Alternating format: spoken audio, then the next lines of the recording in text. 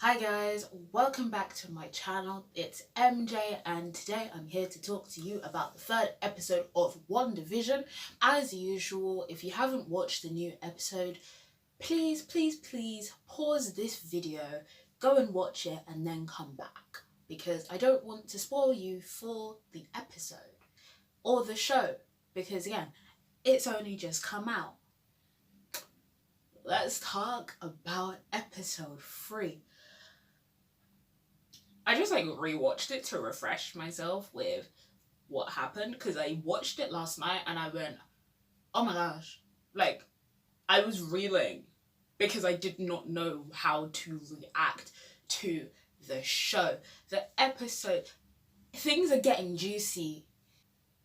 This show may make me become a Wanda Maximoff fan. It may do it. And honestly, I don't even think that's a bad thing. I haven't been the biggest fan of Wanda before this show came out, but also we didn't get a lot of her characterization. We got most of the characterization we got for Wanda was back in Age of Ultron and then a bit in Civil War and Infinity War, but this show may make me a Wanda Maximoff stan. I came out and said it. Honestly, I'm really enjoying the show so far. And episode 3, wow, I don't even know where to begin.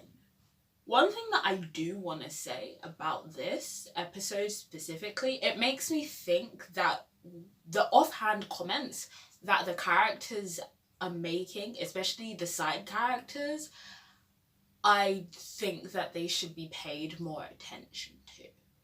Because the doctor guy, I've already forgotten his name because I'm terrible with names, but the doctor said something about how it's hard to get out of small towns, and that really struck a chord with me both times I was watching it because I was like, is he hinting at something or is he just saying something? This episode really highlighted the fact that I think that the other people in the town know more than they're letting on. Obviously with Geraldine, we find out that she is not meant to be there. She knows more than she is supposed to because she asks Wanda about Pietro. From what I've seen, I think with what the end of the episode showed, I think she might be an agent of SWORD. Why did I pronounce the W in sword?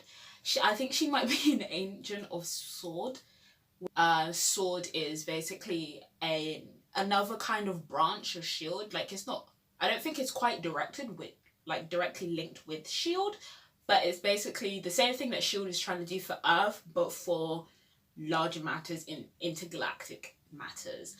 And I think that there could be a correlation between Geraldine, who I believe is supposed to be Monica Rambeau grown up, who also has links with Nick Fury, who the last time we saw Nick Fury was out somewhere in space whilst Talos the Skrull was impersonating him on Earth.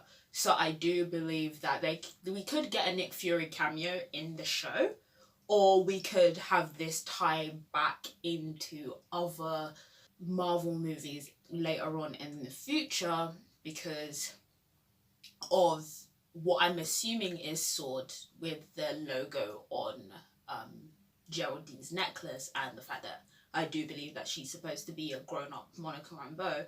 Wow, we are going in a direction that I wasn't too sure we were going to go in for this show, and I'm really enjoying it. So I'm pretty sure that Agnes and Herb also know a lot more than they're letting on. Their conversation with Vision near the end of the episode, they're hiding something, and I'm not sure if they know that Wanda has magic and that Vision's an android. I'm not sure what they know, but they definitely know something. I really want to know what's going on. I don't think that Wanda's in full control of her actions.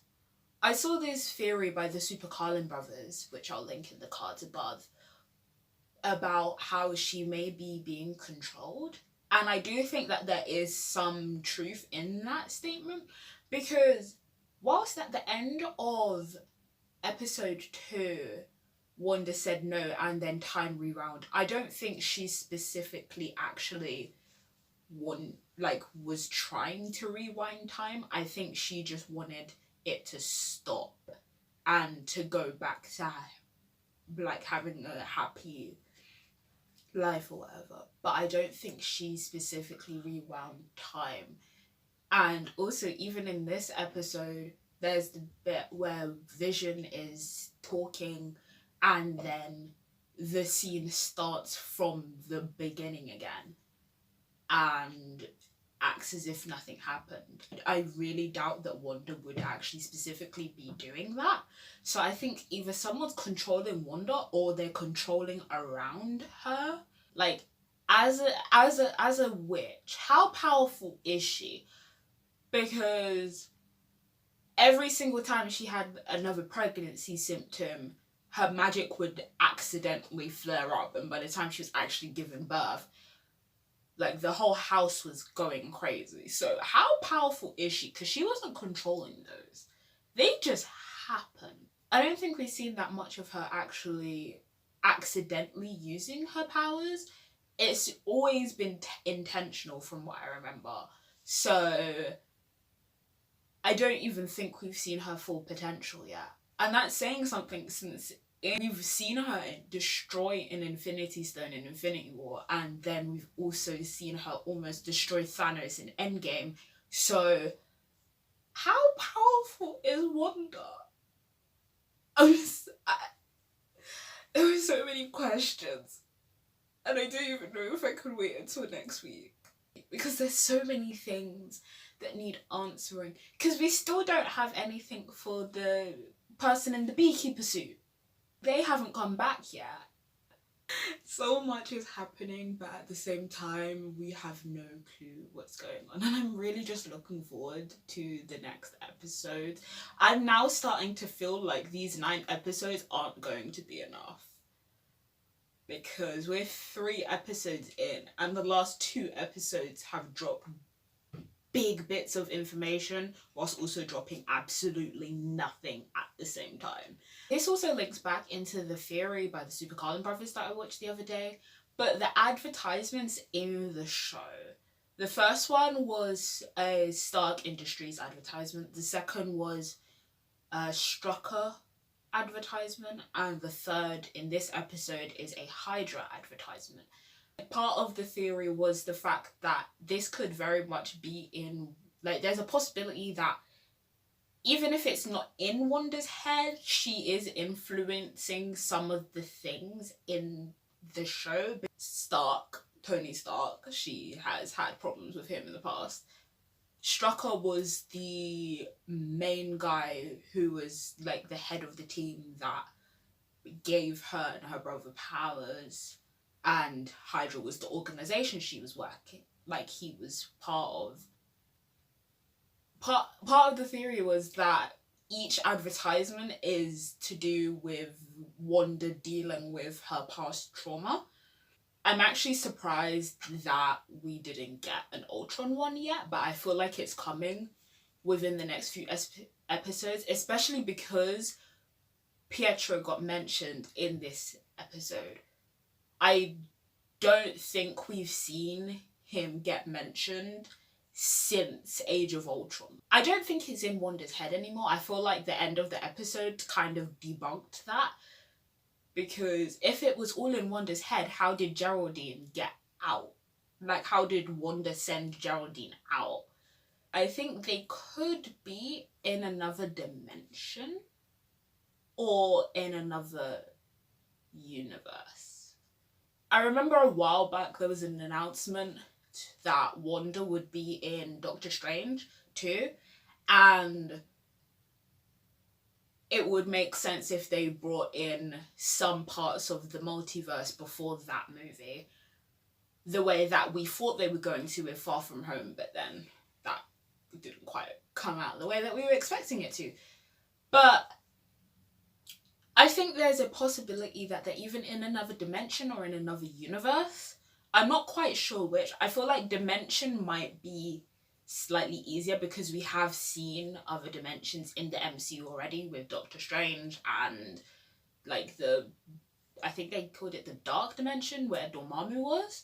That was the main thing that struck out in episode 2 was the fact that there was the toy helicopter that was in colour, and then also when Dottie was bleeding, it was bleeding, like she was bleeding red, but the rest, everything else was grey. So there is a possibility that maybe she's in this dimension where she lives in a sitcom. I'm not quite too sure of all the logistics for the alternate dimension thing, but I don't think it's in Wanda's head anymore. But I do feel like the only person that I feel like everyone else in the town knows, at least roughly, like what's happening with them, with Wanda and Vision. But I think Vision doesn't know because Vision is the one part that like is a struggle to make sense because he's dead. And so does being in an alternate dimension bring him back to life? Or is it a different Vision? There are so many questions that need to be answered. I don't really have any concrete theories apart from that they may be in another dimension and that Geraldine, who is Monica Rambeau, is a sword agent. I don't know what else is going to happen. I'm really looking forward to episode 4. That is going to be it for this video. If you like this video, give it a like. Comment down below any theories or thoughts you have on the show so far. Follow me on my Instagram and Twitter. Both will be in the description down below, as there should have been a card at some point with the Super Carlin Brother theory that I've been referencing. Subscribe for more content from me. I will be posting every Thursday and Sunday. Turn on the notification bell so that you get notified whenever I post a video, because whilst I'm aiming for 3 p.m. GMT, it doesn't always come out at 3 p.m. GMT, so you will know exactly when I upload. Anyway, I hope you have a good one, guys, and I will see you in the next video where I will be talking about my thoughts on the Walker pilot, the new CW show with Jared Padalecki as the main character. Is it me watching another Jared Padalecki as the main character's CW TV show? Yes. Bye.